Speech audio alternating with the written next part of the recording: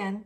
I'm 61 years old and I've traveled cross-country 4 times, twice in the back of my Subaru and twice now in my Ford Transit Connect. I wanted to share with you the tips and tricks I use to minimize impact on budget and maximize space. Right now I'm packing for my next trip. I'm starting in New Hampshire, going down to Florida, over to California, up to the Northern Cascades, take a side trip back to Salt Lake City, and then up to Alaska and back home to New Hampshire. This is going to be a long trip and I wanted to share with you the things that I use along the way. Van life is a lifestyle. It's very free and very mobile. I take pride in my ability to be cost effective. I find alternatives to overnight stays that don't incur costs like campgrounds or other things like motels. When you live the van life, sometimes you have to prioritize between function and comfort. For instance, the choice of living in a Ford Transit Connect is very maneuverable. I can park just about anywhere. It's not very long. It's economical on gas, but I can't stand up in it. For me, it balances out. I see a lot of sights when I go cross country. I have a lot of experiences, and I have to make some sacrifices. Sometimes it's space, sometimes it's a little bit of comfort, sometimes it's inconvenience on where you take care of your business. In this video, I'm going to cover 4 areas: living off-grid, gear and activities, the art of packing, tips and tricks, and packing for comfort and convenience. Let's talk about power off-grid. I use 2 daiquiris when I travel. I use a 1000 daiquiri and a 240 daiquiri. The 240 daiquiri keeps my cell phone charged overnight and recharges my Garmin at night. It also runs my ceiling fan and my reading lamp. The 1000 daiquiri keeps my fridge running. I keep the daiquiri charged by the car and also a 100-watt solar panel. And there are a couple ways I keep my daiquiri charged. I mentioned the solar panel and shore power and car. Also, it comes with this external solar panel that I can hook up when I'm staying stationary for a couple days. When I choose to cook, I bought a mini skillet, which I can run off the 1000 daiquiri. Other than that, when we talk about not using shore power, I have a rechargeable fan I bought at Walmart. I have a camping light, and also string lights. Batteries in these things last forever. The electric cooler I use is Apicool.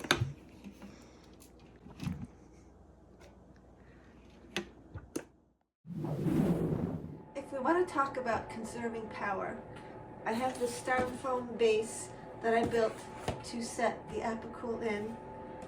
I also made a cover for my Apicool out of reflectix, so it can be protected from the heat of the desert when I'm traveling. In terms of water storage, I bought this 6-gallon tank. I keep it in the back of the van. Now that I've bought it, I wish I had bought something that is a bit more see-through so I could tell how much water was in it. In the front of the van, I keep a gallon of water just so I don't have to keep running to the back of the van each time I need to have a drink of water. Another area of concern is waste management, especially if you're off-grid. I'm using 2 kinds of WAG bags this time. One I purchased at REI and the other one I purchased in Amazon. They fold out and I use my collapsible bucket in the car. You have to do what you have to do. If I'm in a place where I can get out of the car, someplace rural, BLM lands perhaps, it's a handy dandy shovel. I have these biodegradable wipes. You moisten them and they turn into a towelette. For wastewater management, I have put a hose through a manufactured hole in my van, and to the top of it I put a collapsible funnel that I can take on and off. This is for when I want to brush my teeth at night and I don't want to get out of the car for safety reasons.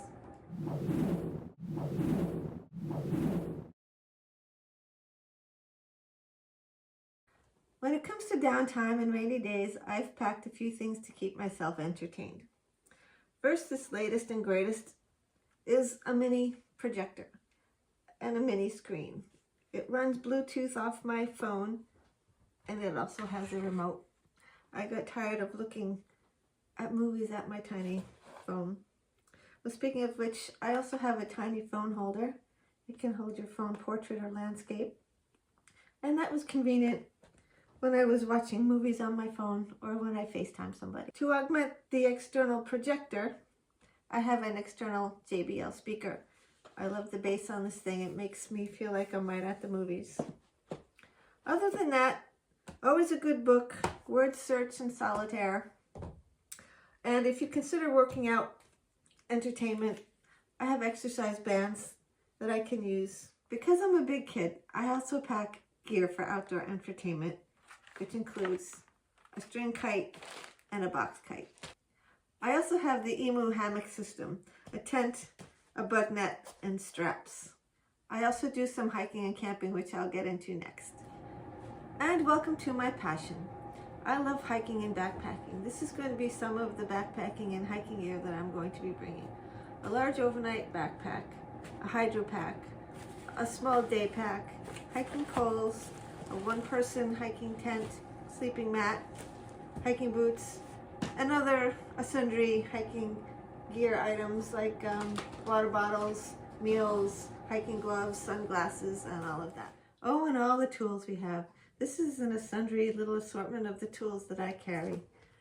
Can't ever have enough duct tape or bungee cords. In my life, magnets are a must. The inside of the van, anything sticky will not stick to the metal because it gets too hot. Everything comes apart.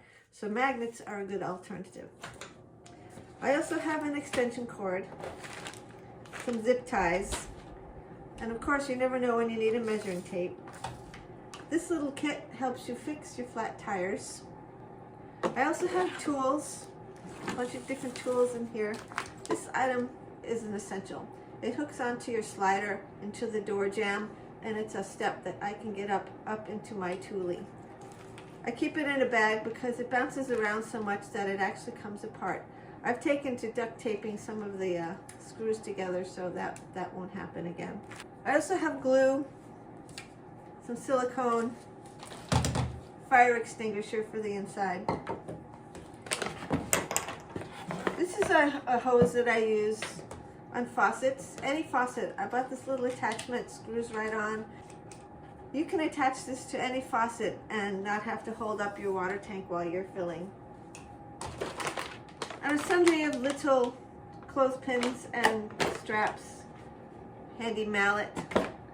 These are all my window coverings. Some of them are held up by magnets on the outside of the van. Others are the stretchy that goes over the window itself. Then I have the attachments to the jackery. This is all the electrical wires that I need to charge.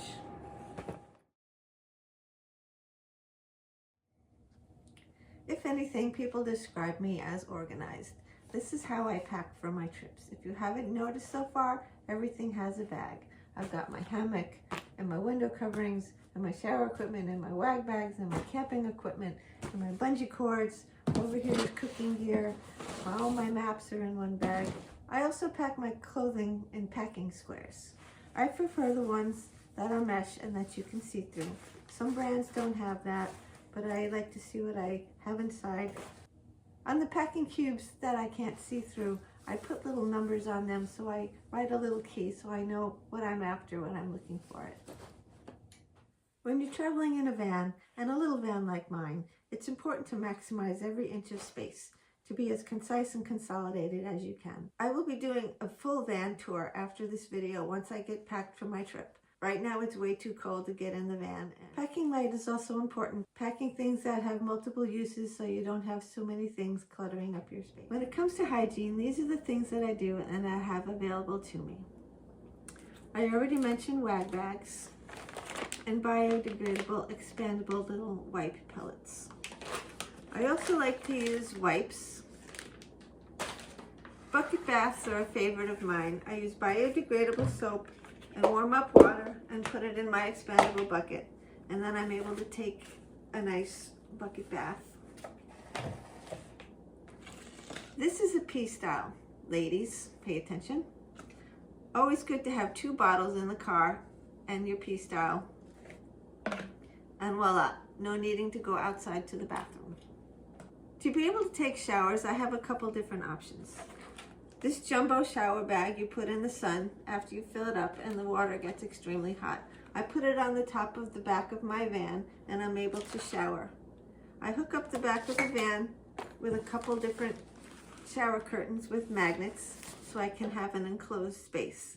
I can either use my shower bag or hook this up to my water tank. I can use this usually to wash my hair unless I want a cold shower. This is a spray bottle. I do use it to mostly rinse off my dishes to conserve water, but if you put it on the spray option, you can kind of take a spray bath. Always have extra toilet paper available to you in case you're at an outhouse that doesn't have any.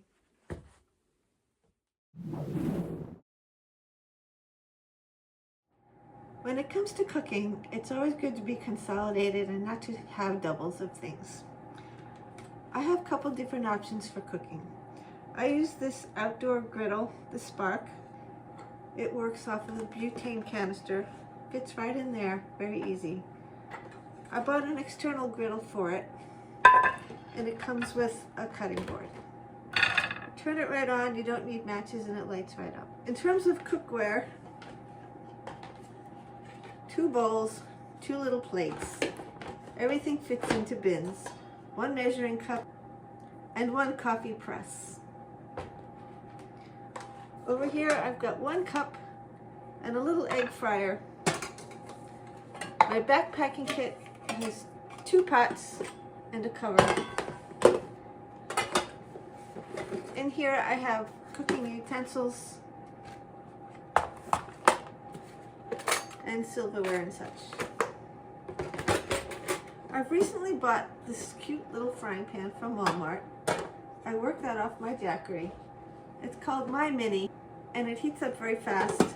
And this is going to be the first time I'm using it at this trip. But it's very important to be organized and consolidated when you have your cooking gear. Double up on things that have more than one purpose. And about my bedding. My sleeping pad is actually 3 sleeping pads, layered and covered with a fitted sheet.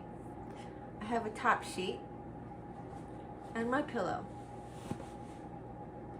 I also have a throw blanket and a fleece blanket and a down. It's called a rumple from REI. I use a 40-degree bag and a negative 20-degree bag. When it's really cold out, I'll use my negative 20-degree bag.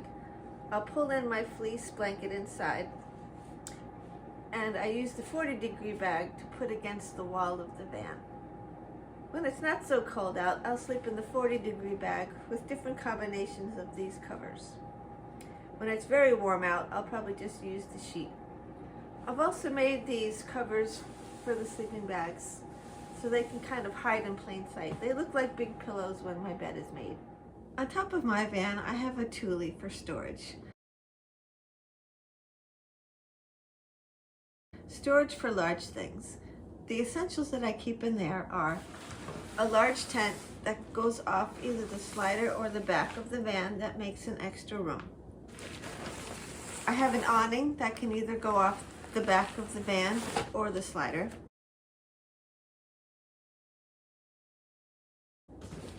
I have a decoy tent. This is just a 4-person tent that I can put up at a campground where sometimes they don't allow camping in your vehicle. I'll put up the tent and sleep in my car anyway. I have a rug. I have a small chair and a large chair, a roll-out expandable table, a tarp, and I keep my backpack in the Thule. It's very important that you have multiple areas to store things. Under my bed, I have 2 baskets and a milk crate. I have various baskets throughout the van to put little items in. Hey, thanks for watching my gear shakedown. I hope this has given you some ideas and some confidence to venture out on your own. When you live the van life, every day is an adventure. I thought I would end with a small picture slideshow to showcase some of the places I have been over the past 2 years. I will be on the road again in March 2025, and at that time I will be adding 19 more national parks, and I will do another update to my original van tour to show where all this gear lives in my van. In the comments section, I have listed most of the items I've talked about in this video. If you've liked what you've seen, please like and subscribe.